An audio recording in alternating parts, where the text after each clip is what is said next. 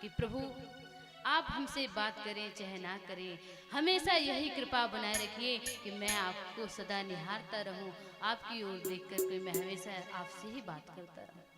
आप मेरी सुध करो या ना करो मोहन, पर आपकी सुध जो है मेरे हृदय में हमेशा बनी रहे। आप मेरी स्मृति करे चाहे ना करे, आपकी स्मृति मेरे हृदय पटल पर हमेशा बनी रहे और आपका नाम मैं लेती रहूं, हमेशा आपके नाम का रसपान करते रहे। यही भक्तों का भाव है। और कल हम आप सभी लोगों ने श्रवण किया कि महाराज राजा परीक्षित अपने राजपाट को छोड़ करके और गंगा नदी के तट पर जाकर के श्री सुखदेव जी महाराज को सुंदर प्रणाम करते आसन पर बैठाया, सुंदर उनका पूजन किया और उनसे प्रश्न कर दिए, प्रभु आप ये बताइए कि मरने वाले पुरुष को क्या करना चाहिए, जिसकी मृत्यु निकट हो उसे जो है कुछ उपाय बतलाइए जिससे उसका उद्धार हो जाए।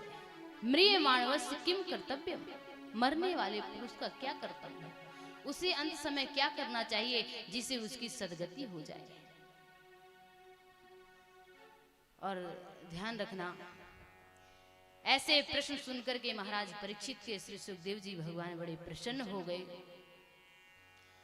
और कहते हैं, राजन तुमने अपने लिए नहीं लोक कल्याण के लिए प्रश्न किया है, लोक कल्याण की भावना से तुमने ऐसा प्रश्न किया है।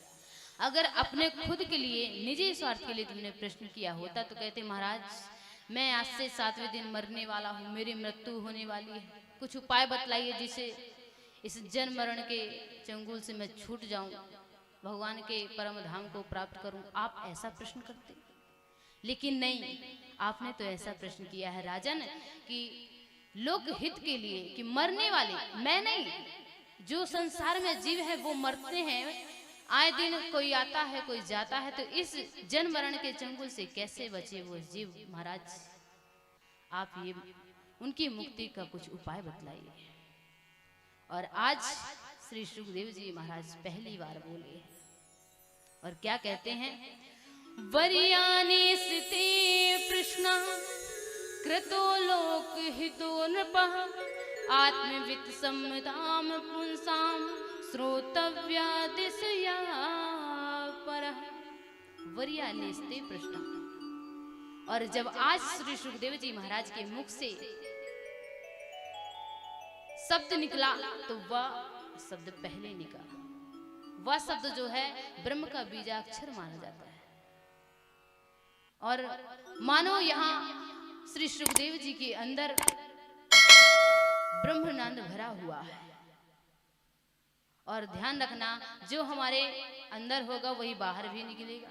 जैसे हम चाहे अगर हम मूली खा के आएंगे घर से तो डकार आएगी अंदर से, तो मूली की आएगी नहीं। भोजन करके आएंगे, ज्यादा हो गया तो डकार अंदर से आएगी तो भोजन की आएगी।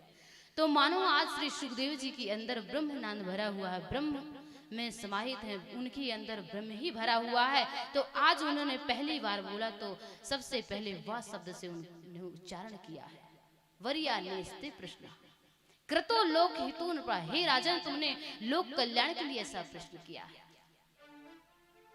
और महाराज राजा परीक्षित के प्रश्न सुनकर के श्री सुखदेव जी महाराज प्रसन्न हो गए और कहते हैं, राजन तुम चिंता मत करो, तुम कहते हो मैं मरने वाला हूं। अरे तुम्हारे पास तो अभी बहुत समय है, तुम्हारे पास बहुत समय है, 7 दिन कोई कम नहीं है। अगर हम आप भी चाहें तो अपनी मुक्ति का कुछ उपाय कर सकते हैं। 7 दिन है और महाराज परीक्षित के पास भी आज 7 दिन है। तो राजन को पुकारते हुए श्री सुखदेव जी महाराज कहते हैं, हे परीक्षित तुम चिंता मत करो, खड़वांग जैसे राजा का मोक्ष 2 घड़ी में हुआ है। आज मैं तुम्हें ऐसी दिव्य श्रीमद् भागवत की कथा का रसपान कराऊंगा जिससे देखता हूं तुम्हारे लिए राम द्वार और मोक्ष द्वार क्यों नहीं खुलेगा, कैसे नहीं खुलेगा, मैं भी देखता हूं। और श्री सुखदेव जी महाराज कहते हैं, चिंता न करो राजन, 7 दिन बाकी अभी, घड़ी भर में ही परलोक प्राप्त होता है। खड़वांग से राजा का मोक्ष घड़ी 2 में हुआ, तेरा तो शरीर अभी 7 दिन तक रहता है। मेरा यह कथन है, ऋषि सब साक्षी है, भागवत पुराण से कष्ट सब मिटता है। और देखता हूँ आज से 7वें दिन तुम्हारे लिए राम द्वार मोक्ष द्वार कैसे नहीं खुलता है, राम द्वार मोक्ष द्वार कैसे नहीं खुलता है। राजन तुम चिंता मत करो, यह दिव्य जो मैं तुम्हें अमृत पिलाने जा रहा हूँ, ये देखना अपना चमत्कार आज से 7वें दिन दिखाएगा। और 7वें दिन तुम इस जो तुम्हें भय है मृत्यु का, यह दूर हो जाएगा।